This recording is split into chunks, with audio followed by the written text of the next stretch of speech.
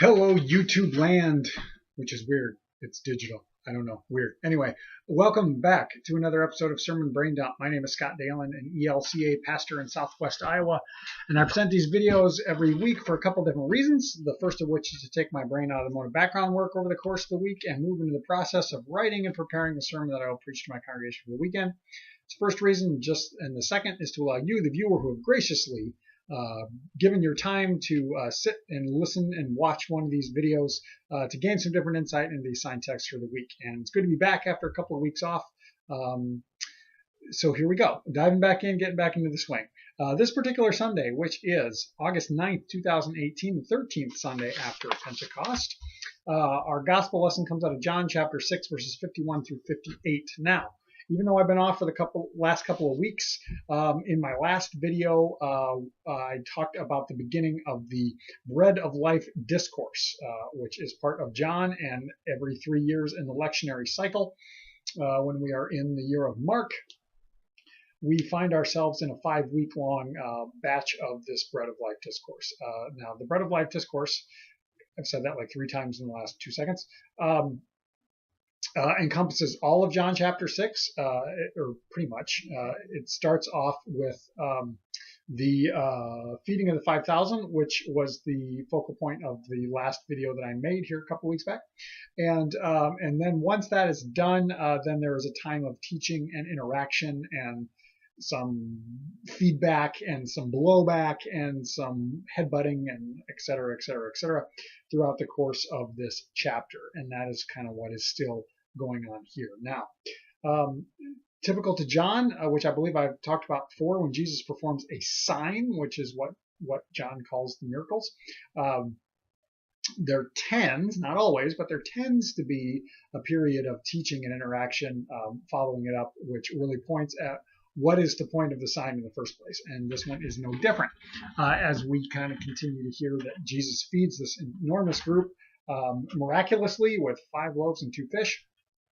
And then as they go on, he begins to talk about being the bread of life several times over the course of this chapter. I want to say it's like 3 times. Jesus will say, I am the bread of life. I am the bread that comes down from heaven.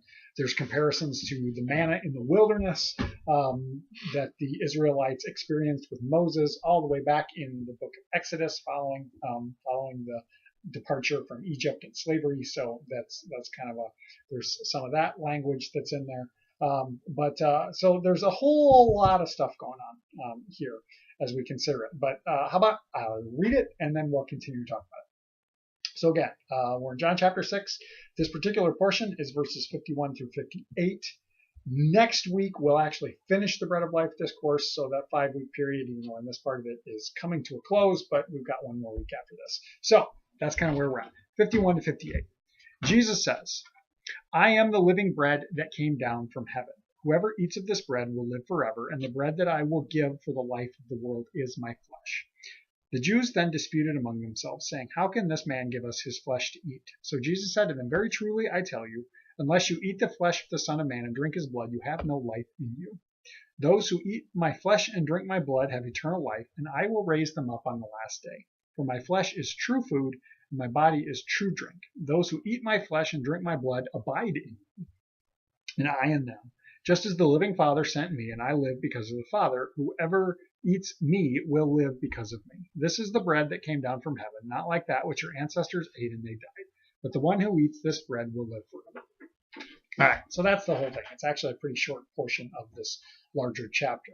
Some different thoughts that comes to mind. First thing I want to point out, in verse 52, we hear the Jews then disputed among themselves. In the Greek, this is the Judei, which seems to always be translated into the Jews. Now, it's important to note that this isn't like all Jewish people that were opposing Jesus or were opposing the followers of Christ. It seems to be, according to what I've read, it seems to be a select few Jewish leaders. Oftentimes we think of the religious leaders, the religious elite, I oftentimes say, that disputed with him. Unfortunately, John's gospel in particular has been used for anti-Semitic purposes, and I think that's wrong. That's dangerous to do that. This is unfortunately, the way that it's presented. But that's just something of note. So don't take this as like all Jewish people oppose Jesus. He had quite a large following, many of whom, or all of whom, really, were Jewish themselves. So okay. That being said, let's bounce back into it. I am the living bread that came down from heaven. What the heck does this mean? And we can go round and round and round and round with this. We hear about eating his flesh and drinking his blood. Our sacramental radar probably goes off with that, and we start to think about Holy Communion. I think that's an okay way of looking at this. Some will argue that this is John's view into communion, because in the Last Supper of John, we don't hear about communion. We don't have the words of institution like we do in the other three Gospels. But and I think that's an okay way to think about this. We can certainly go that direction, and perhaps as we read it, some do. Not necessarily what I'm drawn to this time around. I think I have focused on that in the past when I've dealt with this section, but not what I'm thinking this time. More so, I'm thinking about what is the source of life. And Jesus talks about that the bread that I give for the life of the world is my flesh. Well, what does that mean? That his flesh and his blood is life-giving. We could point towards the cross, the crucifixion, that he is broken and his body is broken and his blood is poured out for the life of the world. That's another certainly good way to think about this, but I think it's more than that. And especially as we look at the idea of eating. One of the things I picked up on, and this is from the Greek word, when Jesus says, when you eat my flesh, it's trogo. Trogo is more accurately translated as to gnaw upon, or to devour, which we tend to think of as very animalistic, like a dog gnawing on a bone. That's what Jesus says when he says, eat my body. You will eat my flesh. You will trogo my flesh, as compared to the other times when we hear about eating, and it's, what is it, esthein? I'm losing that Greek one. I think I have it written down, but I can't read my own handwriting. Lovely. But it's a different thing, which is more generic, just to simply consume, to eat. But this is to gnaw on it. And what might that make us think about when we are called to gnaw upon the flesh of Jesus? To go. I don't know. To go after it, to get right in there. This isn't an image of daintiness. This is more of a mental image of destructive and raw and animalistic, and so what does that mean? And maybe if we explore that a little bit, we think about the when an animal eats, particularly like a carnivore, when an animal is eating flesh, is doing so to survive. Its very life depends on it. And think about the image that comes to mind for me is a pride of lions.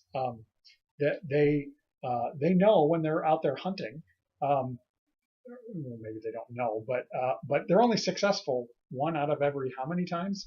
And so when they finally make a kill and they're going to eat, they gorge themselves. It's a matter of survival.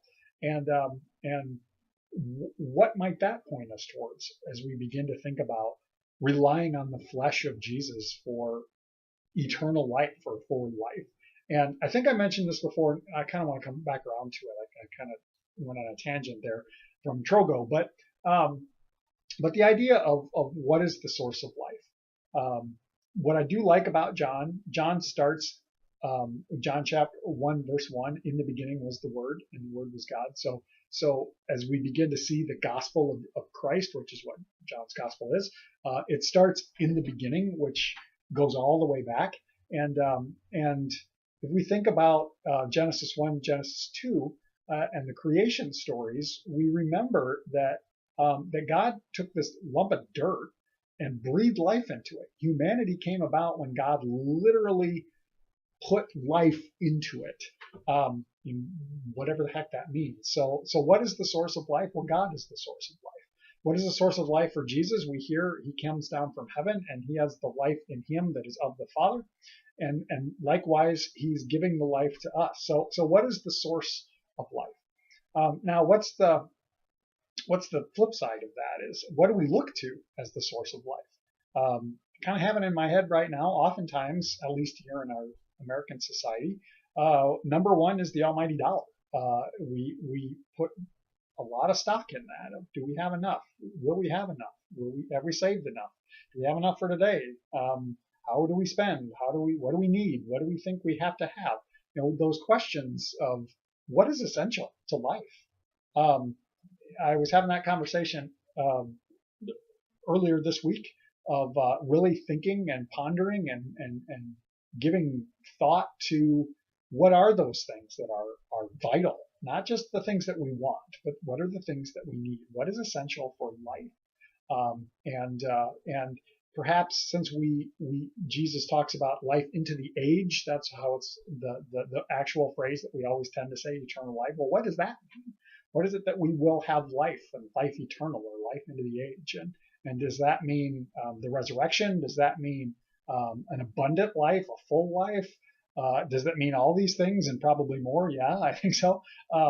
So there's a lot going on here, and it really, I keep coming back around to the same question: is what do we perceive to be the source of life? What are those things that we put all of our stock into, and then when we receive them, we find them lacking? It's what's that big thing that we find wanting when we finally get it? And in the end, what is the source of life?